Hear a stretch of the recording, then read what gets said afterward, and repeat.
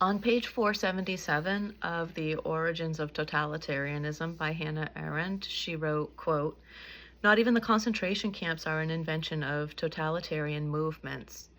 They emerged for the first time during the Boer War at the beginning of the century and continued to be used in South Africa as well as India for undesirable elements. Here too we first find the term protective custody, which was later adopted by the Third Reich," end quote. So this made me go down some rabbit holes. I don't know anything about the Southern Africa conflicts, and I probably should, right? So I went online and did some digging. The Anglo-Boer War, the Boers were the Dutch settlers. This started in October 11th of 1899 and ended in May 31st in 1902. So Britain basically went after the Boers, or other term, Afrikaners. The British wanted complete dominance in South Africa, and obviously the Boers felt otherwise. They wanted their independence.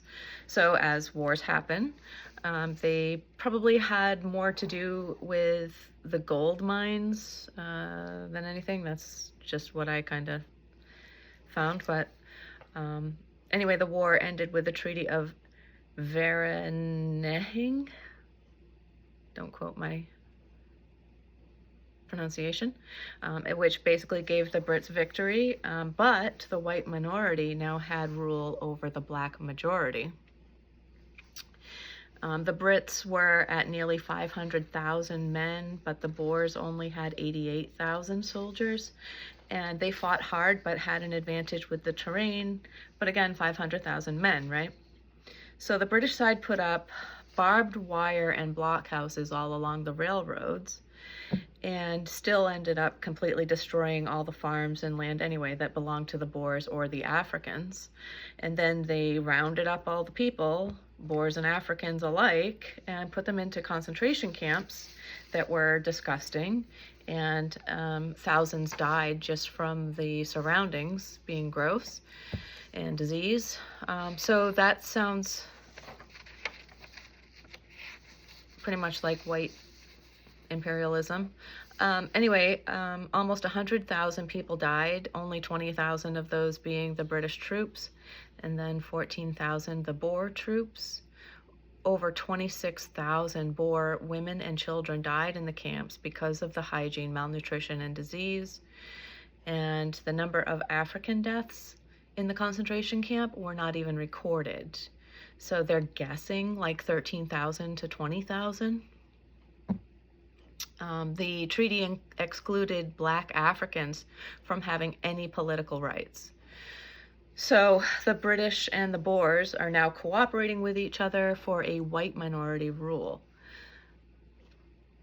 I just always kind of assumed that concentration camps were associated with Germans, and it was pretty surprising to hear that no, in fact, the British started that. That's pretty sad.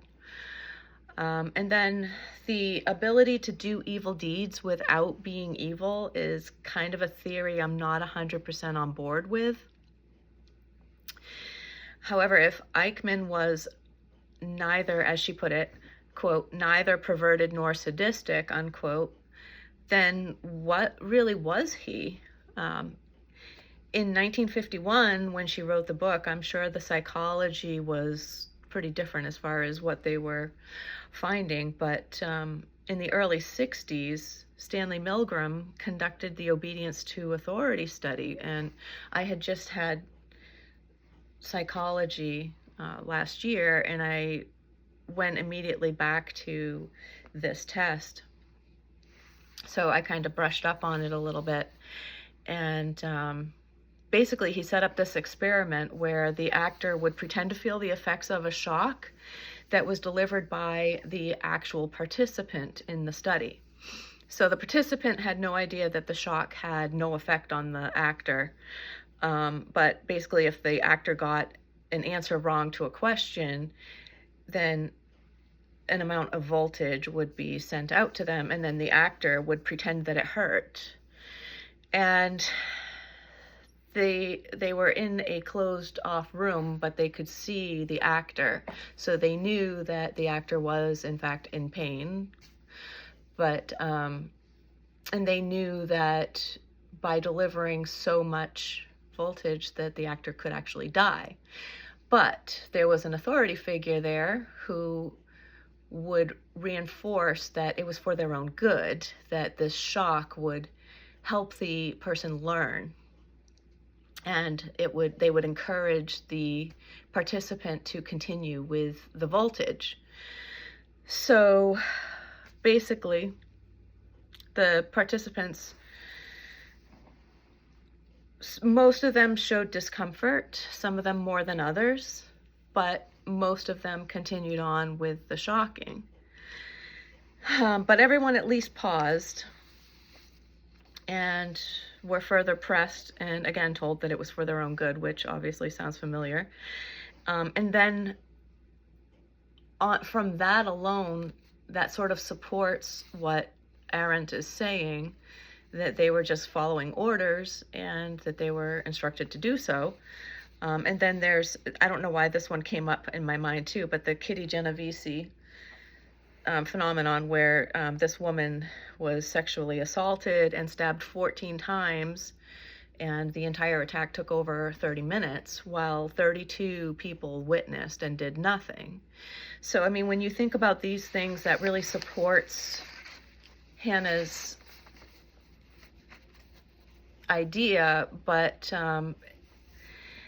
you have to also remember too that there's the resistance and the underground network in World War II, and these people put their lives on the line every day to help victims, and they took some huge risks to slip past the Nazi soldiers and hid Jewish families. They hid pilots that had crashed from the war from our side, and you know who else, all the allies.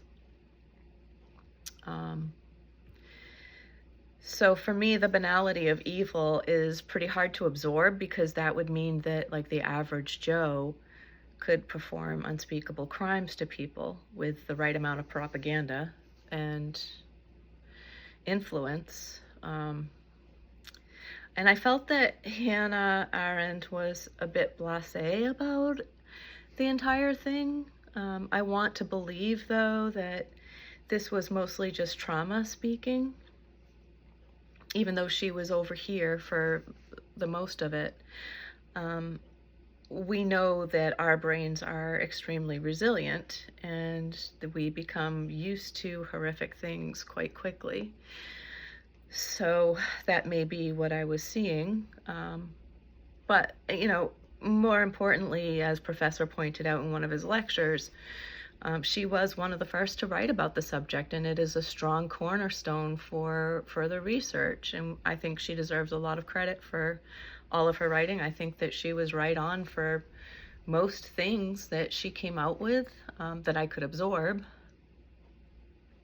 It's just, for me, the banality of evil and, you know, trying to make sense of why people do what they do. Like, my grandfather was over there, and 6 of my uncles. So we had paratroopers, we had tanks, and these guys were my heroes. You know, they stormed Normandy, they were in the Battle of the Bulge, they built bridges. I mean, fantastic stories and amazing pictures. And I refuse to believe that these men would turn up the volume or the voltage. I really do believe that people can be inherently good and just can't fathom hurting somebody no matter what the influence. The book is now 75 years old, though, so I hope in 75 more years this will be just not important, and we've evolved to a point where this is unheard of. But more importantly, I just really wish that we could talk to her today and see what she would rewrite, if anything. But it's important to remember that back in 1951, she was ahead of her time. And I mean, we're talking about where racism was pretty prevalent, even on TV. I mean, 1951. I think she did pretty good.